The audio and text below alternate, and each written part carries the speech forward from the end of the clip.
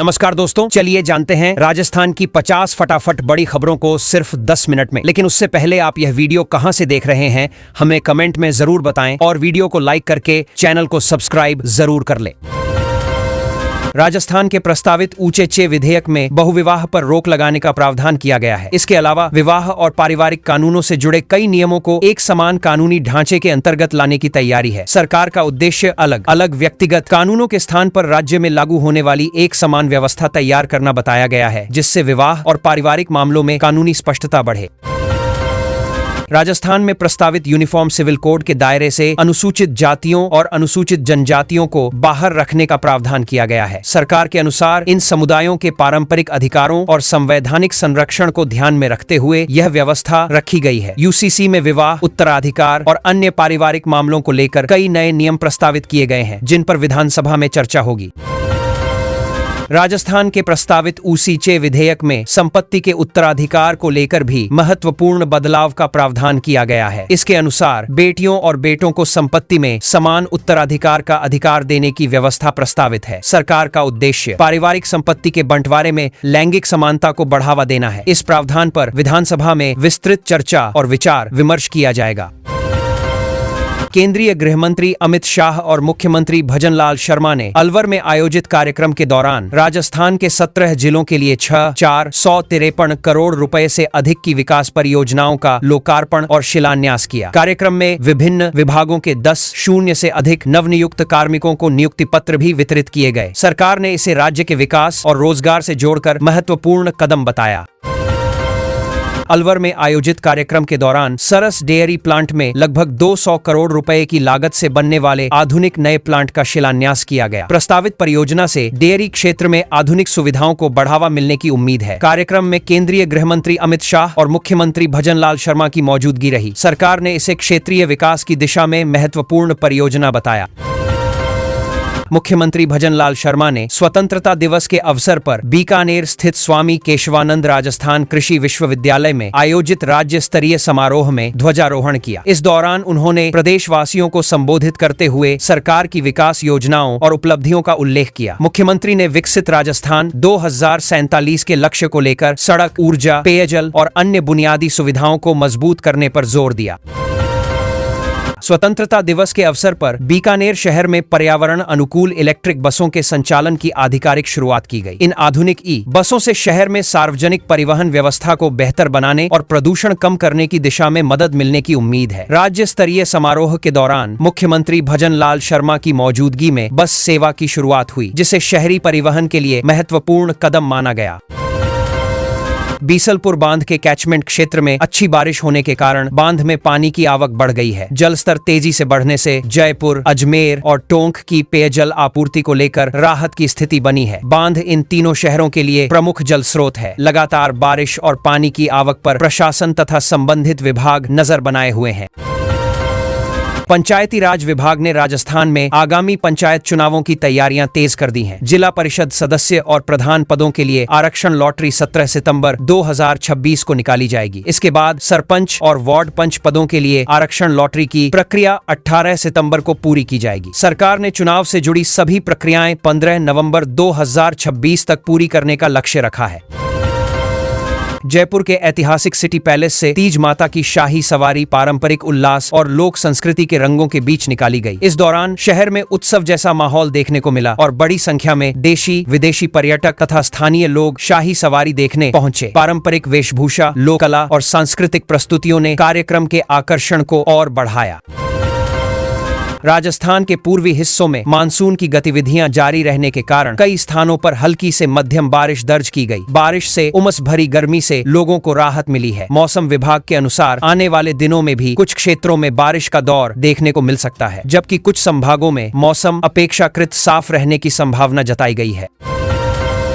जोधपुर शहर के विभिन्न इलाकों में पाइपलाइन सुधार और आवश्यक रखरखाव कार्यों के कारण 18 अगस्त को जलापूर्ति आंशिक रूप से प्रभावित रहने की सूचना दी गई है। स्थानीय प्रशासन और संबंधित विभाग ने लोगों से आवश्यकतानुसार पहले से पानी का प्रबंध रखने की अपील की है। रखरखाव कार्य पूरा होने के बाद प्रभावित क्षेत्रों में जलापूर्ति सामान्य करने की तैयारी की जा रही है। जोधपुर में यात्रियों के लिए आधुनिक परिवहन तकनीक को बढ़ावा देने की दिशा में पैसेंजर ड्रोन की डिजाइन और टेस्टिंग के लिए विशेष लैब स्थापित करने की योजना बनाई जा रही है। इस पहल का उद्देश्य भविष्य में अत्याधुनिक हवाई परिवहन तकनीक पर काम करना है। लैब में ड्रोन से जुड़ी तकनीक, डिजाइन और परीक्षण को लेकर अनुसंधान तथा विकास गतिविधियां की जाएंगी। धौलपुर करौली टाइगर रिजर्व के गठन के विरोध में स्थानीय ग्रामीणों और क्षेत्रवासियों का धरना प्रदर्शन लगातार जारी है। प्रदर्शनकारी प्रस्तावित टाइगर रिजर्व से जुड़े विभिन्न मुद्दों और अपनी मांगों को लेकर विरोध जता रहे हैं। क्षेत्र में इस मुद्दे को लेकर स्थानीय स्तर पर लगातार चर्चा बनी हुई है। प्रशासन की ओर से स्थिति पर नजर रखी जा रही है और संबंधित पक्षों से संवाद किया जा रहा है। जैसलमेर पुलिस ने एंटी नारकोटिक्स अभियान के तहत कार्रवाई करते हुए अवैध MDMA ड्रग्स के साथ एक संदिग्ध तस्कर को गिरफ्तार किया है। पुलिस के अनुसार आरोपी के कब्जे से नशीला पदार्थ बरामद किया गया। मामले में आगे की जांच जारी है और पुलिस यह तान पर हाथ पता लगाने का प्रयास कर रही है कि बरामद ड्रग्स की आपूर्ति कहां से हुई तथा इसे कहां पहुंचाया जाना था। स्कूली बच्चों की सुरक्षा को लेकर जैसलमेर जिला प्रशासन और पुलिस ने बाल वाहिनी योजना के तहत महत्वपूर्ण बैठक आयोजित की। बैठक में स्कूल वाहनों की फिटनेस, यातायात नियमों की पालना और बच्चों की सुरक्षित आवाजाही से जुड़े मुद्दों की समीक्षा की गई। अधिकारियों ने संबंधित वाहन संचालकों को निर्धारित नियमों का पालन सुनिश्चित करने के निर्देश दिए ताकि विद्यार्थियों की सुरक्षा में किसी प्रकार की लापरवाही न हो। महात्मा गांधी नरेगा योजना के तहत राजस्थान में इस सीजन में पिछले वर्षों की तुलना में अधिक श्रमिकों को रोजगार मिलने की जानकारी सामने आई है। इस बार योजना में कुशल और अर्धकुशल श्रमिकों को भी शामिल किया गया है। इससे ग्रामीण क्षेत्रों में रोजगार के अवसर बढ़ने की उम्मीद है। संबंधित विभाग योजना के तहत चल रहे कार्यों और श्रमिकों की भागीदारी की लगातार समीक्षा कर रहा है। लाड़ो प्रोत्साहन योजना के तहत राजस्थान में बालिकाओं को मिलने वाली सहायता राशि और स्कूटी वितरण प्रक्रिया को लेकर जिलों में प्रशासनिक समीक्षा तेज कर दी गई है। संबंधित विभाग लाभार्थी बालिकाओं की पात्रता, दस्तावेज और योजना से जुड़ी प्रक्रियाओं की जांच कर रहे हैं। सरकार का उद्देश्य पात्र लाभार्थियों तक योजना का लाभ समय पर पहुंचाना और वितरण व्यवस्था को बेहतर बनाना है। डूंगरपुर शहर के मांडवा रोड और आसपास के इलाकों में वन्य जीवों की आवाजाही दर्ज होने के बाद वन विभाग सतर्क हो गया है। क्षेत्र में तेंदुए के शावकों की मौजूदगी की सूचना के बाद अधिकारियों ने निगरानी बढ़ा दी है। स्थानीय लोगों से भी सावधानी बरतने और वन्य जीवों के नजदीक नहीं जाने की अपील की गई है। वन विभाग स्थिति पर लगातार नजर रख रहा है। कोटपूतली बहरोड जिले में आगामी स्थानीय निकाय और पंचायत चुनावों को लेकर प्रशासनिक तैयारियां शुरू कर दी गई हैं। वार्डवार आरक्षण की प्रक्रिया को निर्धारित कार्यक्रम के अनुसार आगे बढ़ाया जा रहा है। संबंधित अधिकारी चुनावी व्यवस्थाओं की समीक्षा कर रहे हैं। आरक्षण प्रक्रिया पूरी होने के बाद स्थानीय स्तर पर चुनाव से जुड़ी अन्य तैयारियों को भी गति मिलने की संभावना है। राजस्थान में भारतीय मजदूर संघ की ओर से न्यूनतम वेतन, EPF और अन्य मांगों को लेकर प्रदेश भर में प्रदर्शन तथा ज्ञापन देने के कार्यक्रम आयोजित किए जा रहे हैं। संगठन की ओर से 11 सूत्रीय मांगों को प्रमुखता से उठाया जा रहा है। विभिन्न जिलों में श्रमिक प्रतिनिधियों द्वारा संबंधित अधिकारियों को ज्ञापन सौंपकर अपनी मांगों पर कार्रवाई की मांग की जा रही है। राजस्थान कर्मचारी चयन बोर्ड ने सार्वजनिक निर्माण, जल संसाधन और जन स्वास्थ्य अभियांत्रिकी विभाग के लिए जूनियर इंजीनियर के कुल 874 पदों पर भर्ती अधिसूचना जारी की है। भर्ती के लिए ऑनलाइन आवेदन प्रक्रिया शुरू हो चुकी है। योग्य और इच्छुक अभ्यर्थी निर्धारित नियमों के अनुसार आवेदन कर सकते हैं। ऑनलाइन आवेदन जमा करने की अंतिम तिथि 14 सितंबर 2026 निर्धारित की गई है।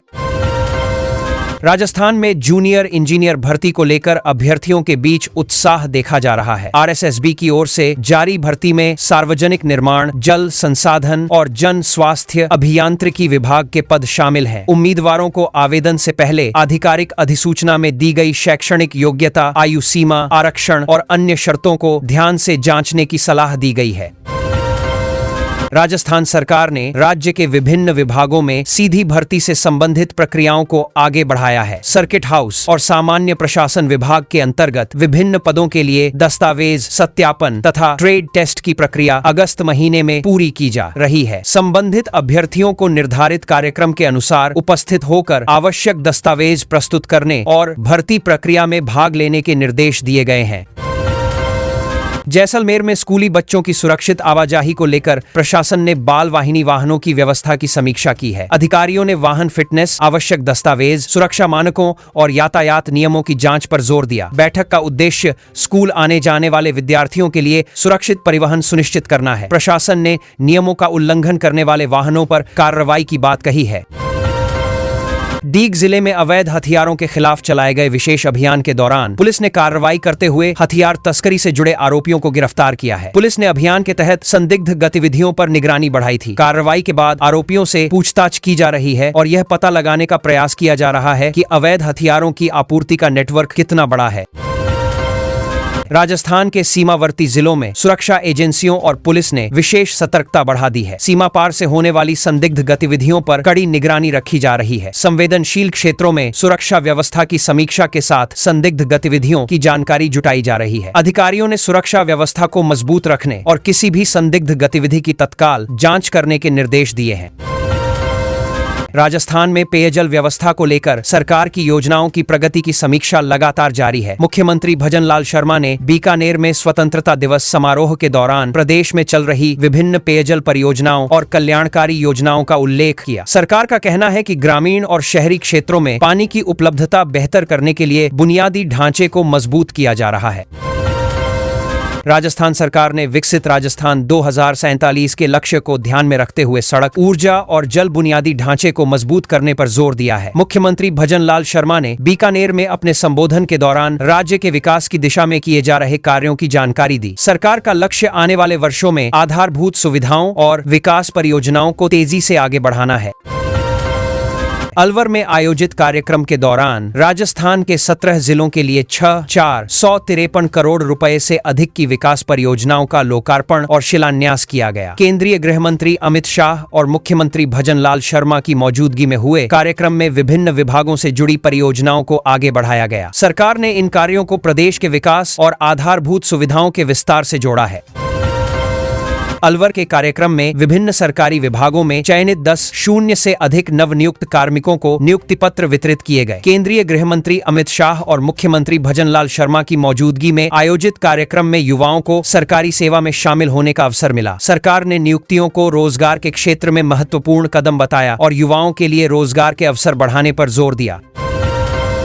राजस्थान में पंचायत चुनाव की तैयारियों के तहत आरक्षण प्रक्रिया को लेकर प्रशासनिक स्तर पर काम तेज किया गया है। जिला परिषद सदस्य और प्रधान पदों के लिए 17 सितंबर को आरक्षण लॉटरी प्रस्तावित है। इसके बाद सरपंच और वार्ड पंच पदों के लिए 18 सितंबर को प्रक्रिया पूरी की जाएगी। सरकार ने पंचायत चुनाव से संबंधित सभी निर्वाचन प्रक्रियाएं 15 नवंबर तक पूरी करने का लक्ष्य निर्धारित किया है। जयपुर और पूर्वी राजस्थान के कई इलाकों में मानसून सक्रिय रहने के कारण बारिश का दौर देखने को मिला है। शनिवार शाम कई स्थानों पर तेज बारिश दर्ज की गई, जिससे लंबे समय से उमस भरी गर्मी झेल रहे लोगों को राहत मिली। मौसम विभाग के अनुसार राज्य के कुछ हिस्सों में हल्की से मध्यम बारिश जारी रह सकती है, जबकि कुछ क्षेत्रों में मौसम साफ रहने की संभावना है। जोधपुर में जलापूर्ति व्यवस्था को बेहतर बनाने के लिए पाइपलाइन सुधार और रखरखाव से जुड़े कार्य किए जा रहे हैं। इन कार्यों के चलते शहर के कुछ हिस्सों में 18 अगस्त को पानी की आपूर्ति आंशिक रूप से प्रभावित रहने की जानकारी दी गई है। संबंधित विभाग ने व्यवस्था को सुचारू बनाए रखने के लिए आवश्यक तैयारियां की हैं और कार्य पूरा होने के बाद आपूर्ति सामान्य करने की योजना है। बीसलपुर बांध में पानी की लगातार बढ़ती आवक से जयपुर, अजमेर और टोंक के लिए पेयजल आपूर्ति को लेकर राहत की स्थिति बनी हुई है। कैचमेंट क्षेत्र में हुई अच्छी बारिश के कारण बांध का जल स्तर बढ़ रहा है। संबंधित विभाग बांध में पानी की आवक और जल स्तर की लगातार निगरानी कर रहे हैं, ताकि तीनों शहरों की जलापूर्ति व्यवस्था को बेहतर तरीके से बनाए रखा जा सके। जोधपुर में पैसेंजर ड्रोन तकनीक को लेकर विशेष लैब स्थापित करने की योजना बनाई जा रही है। इस लैब में यात्रियों के परिवहन के लिए प्रस्तावित ड्रोन की डिजाइन, तकनीकी विकास और टेस्टिंग पर काम किया जाएगा। आधुनिक परिवहन व्यवस्था की दिशा में यह पहल महत्वपूर्ण मानी जा रही है। इससे भविष्य में नई तकनीक के इस्तेमाल और अनुसंधान को बढ़ावा मिलने की उम्मीद है। राजस्थान में मनरेगा के तहत ग्रामीण क्षेत्रों में रोजगार उपलब्ध कराने की गतिविधियां जारी हैं। इस सीजन में पिछले वर्षों की तुलना में अधिक श्रमिकों को योजना से जोड़ने की जानकारी सामने आई है। कुशल और अर्धकुशल श्रमिकों को भी रोजगार के दायरे में शामिल किया गया है। विभाग की ओर से योजना के तहत चल रहे कार्यों और रोजगार की स्थिति की लगातार समीक्षा की जा रही है।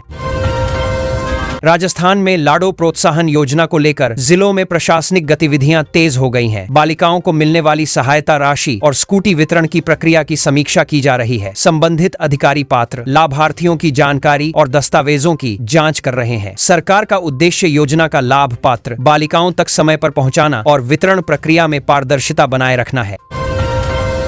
राजस्थान के प्रस्तावित ऊंचे विधेयक में बहुविवाह पर रोक लगाने का प्रावधान किया गया है। इसके अलावा विवाह और पारिवारिक कानूनों से जुड़े कई नियमों को एक समान कानूनी ढांचे के अंतर्गत लाने की तैयारी है। सरकार का उद्देश्य अलग अलग व्यक्तिगत कानूनों के स्थान पर राज्य में लागू होने वाली एक समान व्यवस्था तैयार करना बताया गया है, जिससे विवाह और पारिवारिक मामलों में कानूनी स्पष्टता बढ़े।